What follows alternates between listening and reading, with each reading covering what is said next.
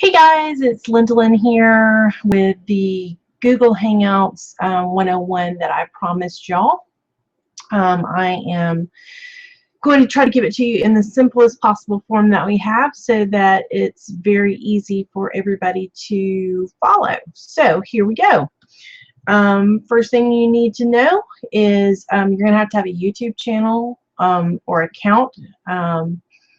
As well as a Google account. If you have YouTube, that's the same thing as Google. They are co-owned, so your logins will be the same on both. You'll also need a computer with a camera and microphone, or a tablet or a phone.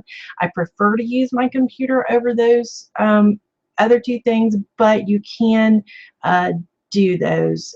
Just the computer is better for the person who's actually like in charge and setting up all of this. It's just easier to do from there. It is best to be hardwired instead of wireless on Wi-Fi, but if that's all you have, then go with what you got.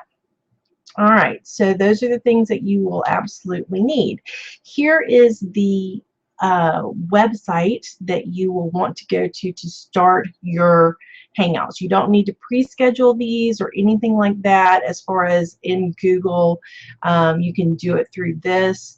I always try to do it about 30 minutes prior to make sure there are no technical difficulties for my guests that are going to be co-hosting with me. Make sure they have plenty of time to get on and we're not rushing around and everything. But this is the one that you will need to start it. Once you start it, then you'll send links to your co-host and everything. So add this to your bookmarks so you can easily find it, and you're not having to look it up every time and type it in. It's always there and always correct. All right, so once you start with this, the first screen that's going to come up is going to be a box that says set up your Hangout on air. You're going to want to put the title in here.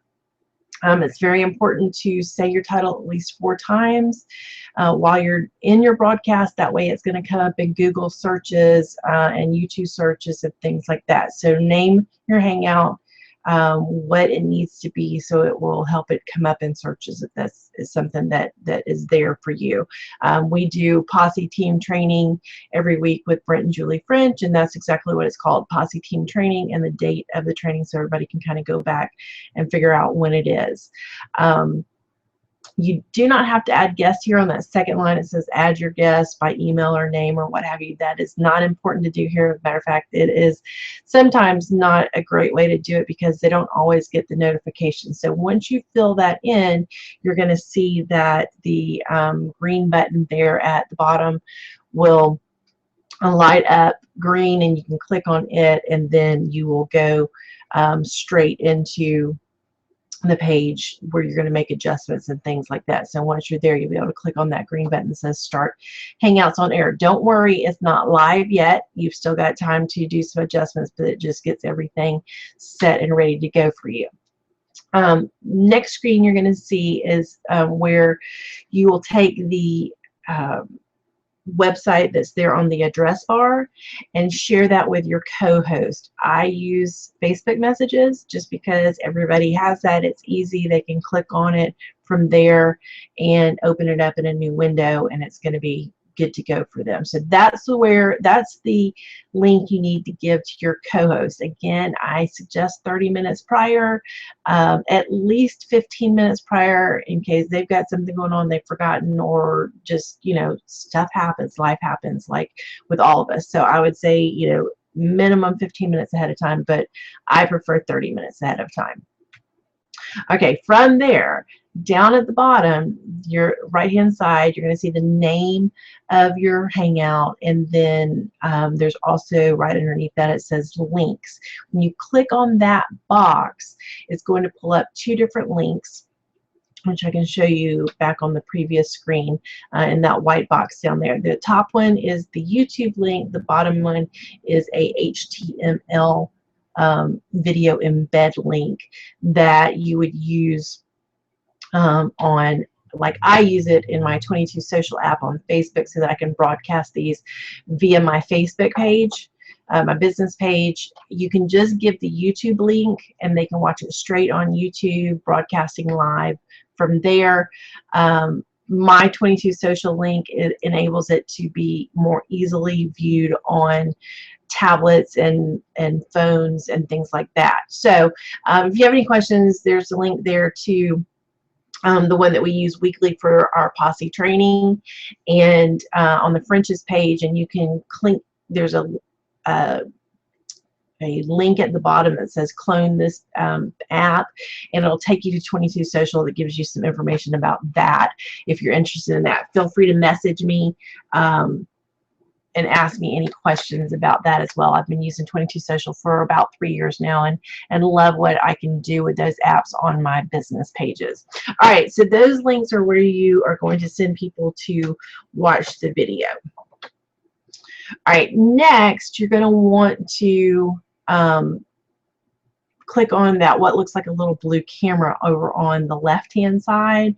What that is, it's called the cameraman button, and you're going to have to set up a couple of things. Once you click that, it pops up this white box on the right hand side, and basically your answers need to be no, yes, no. And what that is doing is setting it up so that your viewers only see the big picture and not the little boxes that will be across the bottom of all the different co-hosts.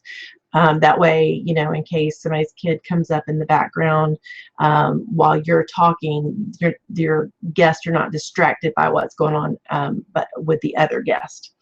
So once you get that to the no, yes, no, you can X out or click off that box and close it up. You won't need to see that the rest of the time. All right, then the next step is basically you're ready to begin. Your guests are all on, you're ready to go. You click the green button at the bottom that says Start Broadcast. Another box is going to pop up that asks, are you sure you're ready to go live? Because, you know, we don't want to do anything that we're not ready for. Click OK and you will go live. They will actually count it down. It's not instantaneously live. It counts it down for you, 3, 2, 1, and then pops up a dings and pops up a button that says live with a yellow live button up on the top right hand side. The green button at the bottom now turns red, so that when you're ready to stop it, that's what you're going to click on. Begin your meeting, you know, and start your talking once you get that yellow button up there. Or it's just a yellow sign up on the right hand side. You're able to share your screen. You're able to do all of those things. We're going to go over that in just a minute. So you're able to do anything as far as live video of you and co-host, or you can do like we're doing tonight, share your screen and they see nothing but the PowerPoint presentation. All right, so by clicking the green button at the top left-hand side there, it has a little white arrow to the right. That is the share screen button. That's how you do a presentation like this, or share a video. We actually shared a training video of another ambassadors a couple of weeks ago that was just really on point with what we wanted to share. It was about a 5-minute video, so we shared it and then we discussed some more about it. So whatever you're wanting to share, you can do so by clicking this green button. Your next going to have a box pop up, and you can see there are 6 different choices here. You want to make sure that you have everything closed down on your computer except the things that you are wanting to use in the presentation that night, because it's going to pull up everything. I chose the PowerPoint presentation. It actually says that I have 2 screens. It also gives me the option of showing my second screen, whichever way I want to do it. And then down there where the circle is, it says share. Once you click on share, then it pops up to whatever it is that you've chosen. And like we have the presentation tonight, it goes there. When you're ready to stop sharing, there is a button up at the top across it that you can't see. I couldn't actually take a picture of it because it doesn't show on the presentation, but it says stop. And that you just click on it to stop presenting whatever it is that you have chosen to present to everybody. All right, quick tips.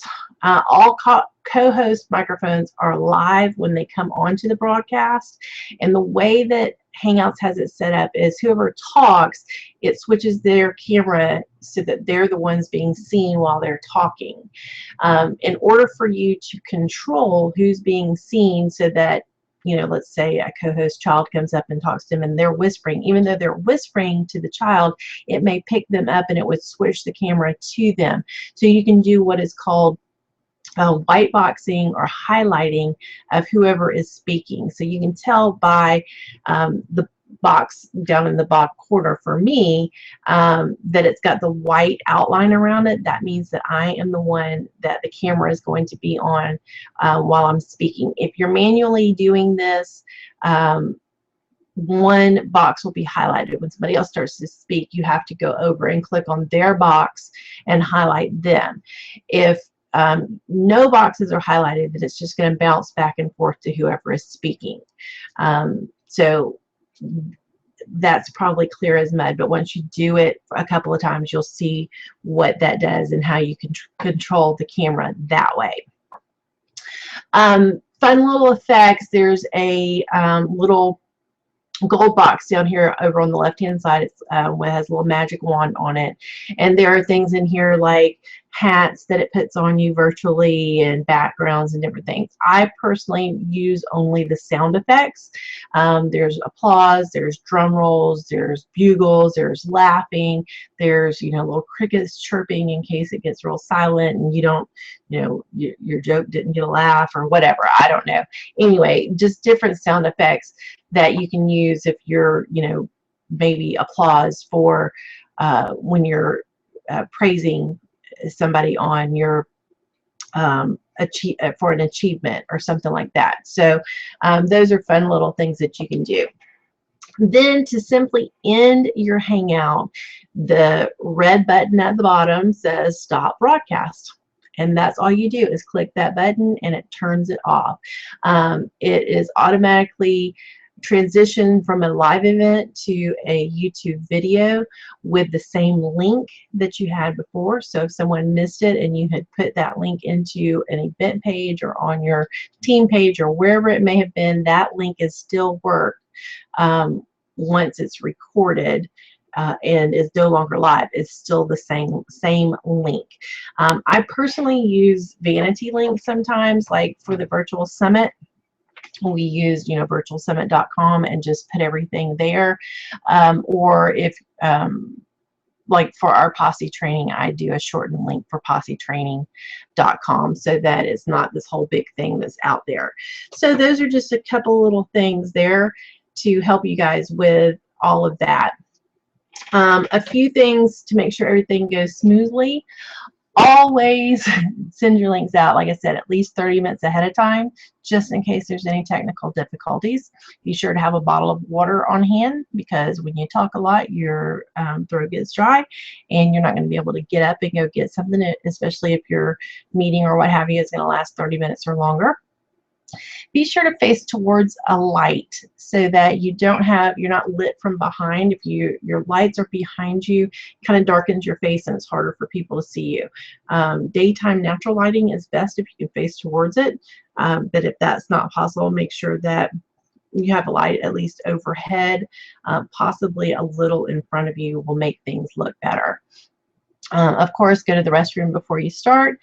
We all know that, but sometimes we just, you know, should have somebody remind us with a little common sense there, so that you're not, you know, doing the dance during the meeting.